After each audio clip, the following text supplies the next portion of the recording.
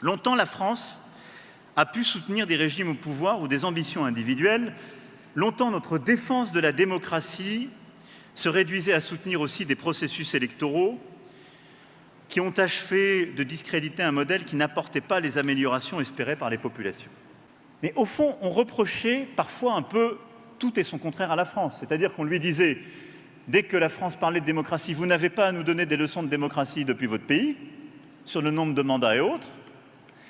Et dès que la France venait soutenir un régime tel ou tel qui n'avait pas respecté tous les standards, on disait, vous, bien beau, vous venez soutenir des régimes qui ne sont pas démocratiques.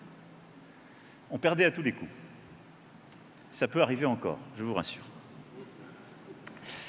Donc c'est une question très difficile. Pourquoi?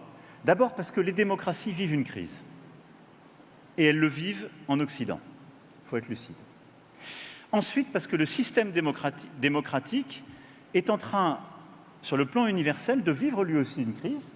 C'est qu'on voit bien que nous avons des puissances autoritaires qui se développent économiquement, d'autres puissances autoritaires régionales qui sont en train d'installer ce qu'on appelle aujourd'hui un narratif, un récit, en consistant à dire que la démocratie, c'est un ensemble de valeurs à vocation régionale. Mais il y a peut-être d'autres modèles d'organisation politique qui peuvent prévaloir dans le monde. Moi, je pense que c'est très dangereux, cette voie.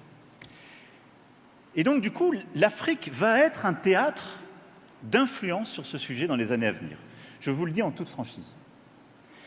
C'est-à-dire qu'il va y avoir des gens qui iront voir les putschistes ou les régimes autoritaires en leur disant « N'écoutez plus les donneurs de leçons, j'arrive, j'ai mes solutions de financement, je vais vous aider, vous allez réussir. » Ayons l'autoritarisme heureux. Peut-être que ça marchera d'ailleurs. Et ça va essayer de convaincre des gens. Et d'autres gens iront vous dire « Regardez ces démocraties qui vivent des crises, c'est compliqué. » Et donc, vous allez avoir, et je le dis devant un ami dans un pays démocratique qui a vécu des alternances, le président Macky Sall est le fruit d'une alternance politique. Je pense que les années et les décennies à venir seront fondamentales à cet égard.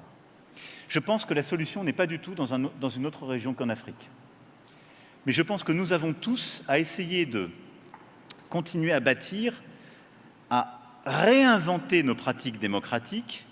Et au fond, qu'est-ce que c'est de savoir comment le peuple, sous des processus et des formes qu'il se donne, décide pour lui-même de son avenir en respectant toutes ses composantes et ses parties prenantes. Et se donne des règles, des rites, qui font qu'on peut décider, toutes les parties étant respectées, y compris lorsqu'elles ne sont pas majoritaires, et qu'il y a des moments réguliers qui peuvent permettre des alternances et donc des changements, et que c'est le peuple, par ses truchements, qui se dote de ses lois, de ses règles, et qui choisit son destin. On voit bien que nous aurons beaucoup de pratiques à réinventer, partout, en France aussi, je le dis avec beaucoup d'humilité.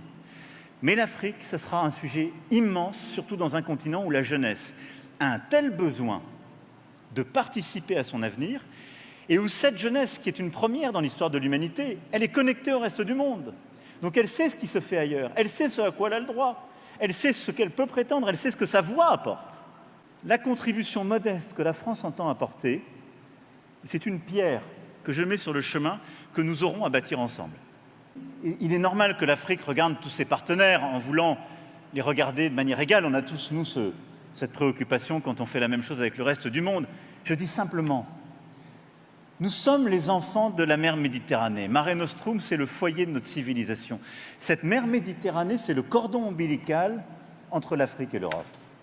Et donc, nous avons une relation très particulière, qu'on le veuille ou non, c'est que ces deux continents sont liés de mémoire de civilisation et ne peuvent pas construire les siècles qui viennent l'un sans l'autre.